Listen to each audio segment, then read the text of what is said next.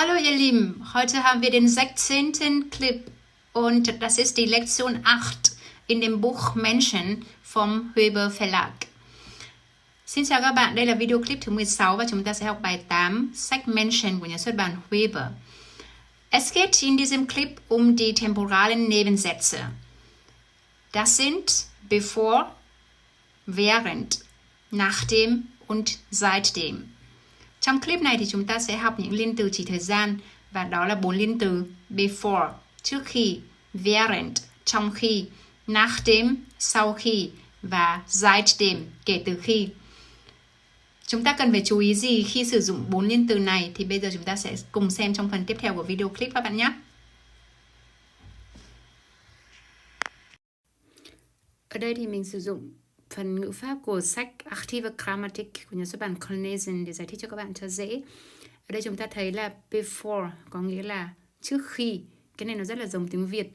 Các bạn nhìn cái hành vi của cái anh trong hình minh họa. Lúc 7 giờ 30 thì anh ấy đánh răng và lúc 8 giờ thì anh ấy ăn sáng. Và họ giải thích là gì? Before cộng với Aktivität 2, tức là cái hành động mà xảy ra sau thì sẽ ở vế before. Sau dấu phẩy thì chúng ta sẽ có Wortschatz và đó là hành động của vế thứ nhất, tức là cái hành động xảy ra trước. Bevor ich frühstücke, putze ich meine Zähne. Trước khi tôi ăn sáng thì tôi đánh răng. Thì trong tiếng Việt chúng ta cũng nói y chang như vậy, cho nên mình nghĩ rằng là before nó sẽ không khó khăn với chúng ta khi sử dụng. Thứ hai là nachdem. Sau khi. Nachdem cộng với Aktivität 1, tức là cái hành động mà xảy ra trước sẽ ở vế nachdem. Sau dấu phẩy thì sẽ đến hành động xảy ra sau. 7 giờ 30 thì cô gái này ăn sáng và đến 8 giờ thì cô mới đánh răng. Khi đó thì chúng ta sẽ nói là nachdem ich gefrühstückt habe, putze ich meine Zähne. Sau khi tôi ăn sáng thì tôi đánh răng.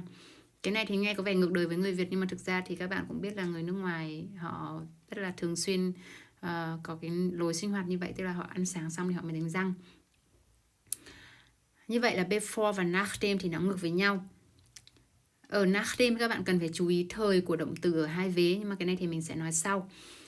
Bây giờ chúng ta đến với während. Während có nghĩa là trong khi, hai hành động xảy ra song song. Zwei parallele Aktivitäten. Anh chàng này vừa ăn sáng và vừa nghe radio. Während ich frühstücke, höre ich radio. Và cuối cùng thì chúng ta có từ seitdem hoặc là seit, kể từ một thời điểm nào đó trong quá khứ. Thì các bạn nhìn cái hình minh họa của họ là cái cậu bé này từ khi còn nhỏ cho đến khi trở thành một thanh niên.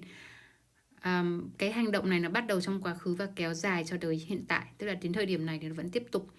Seitdem ich immer meine Zähne putze, muss ich nicht mehr zum Zahnarzt. Các cái liên từ này đều là liên từ câu phụ, có nghĩa là động từ của nó đều ở cuối câu, cho nên các bạn phải chú ý đừng có đặt sai vị trí của động từ khi các bạn sử dụng. Và ở vế câu chính, nếu như nó đứng ở đằng sau các cái Nebensatz thì các bạn phải nhớ đảo động từ.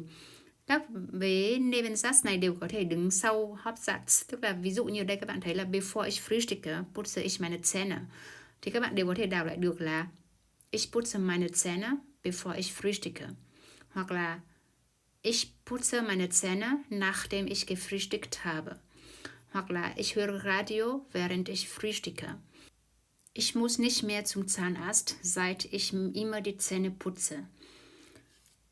Tiếp tục các bạn cần phải chú ý ở đây là sự chênh thời trong câu với nachdem, tức là với before, während và seitdem thì các bạn không có phải để ý đến cái chi tiết này.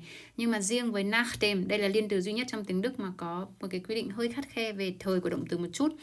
Tức là động từ giữa hai vế nachdem và vế chính Hauptsatz phải có chênh một thời. Ví dụ như bây giờ nếu như câu ở vế nachdem là ở perfect thì động từ ở Hauptsatz phải ở hiện tại Präsens. Và nếu như câu với nachdem ở Plusquamperfekt, tức là tiền quá khứ, thì động từ của vế chính phải ở perfect hoặc là ở Präteritum. Thì các bạn nhìn cái hình minh họa của họ đây, các bạn cũng thấy rất là rõ ha. Ví dụ như là nachdem ich gefrühstückt habe, mache ich Gymnastik. Sau khi tôi ăn sáng thì tôi tập thể dục. Thì nếu như cái động từ frühstücken các bạn để ở thời perfect thì cái động từ machen các bạn phải để ở present, tức là động từ của vế chính sẽ ở hiện tại và động từ của vế nachdem sẽ ở perfect hoặc là Präteritum.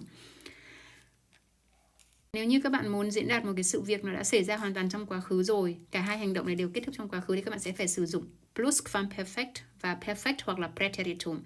Ví dụ như ngày hôm qua, sau khi mà tôi ăn sáng xong thì tôi tập thể dục, tức là những cái hành động này đã kết thúc hoàn toàn thì các bạn không có sử dụng hiện tại được.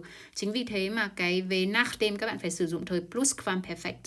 Nachdem ich gefrühstückt hatte, habe ich Gymnastik gemacht. Thì các bạn có thể dùng habe ich Gymnastik gemacht là perfect, hoặc là các bạn có thể dùng Präteritum là machte ich Gymnastik, thì đều đúng hết.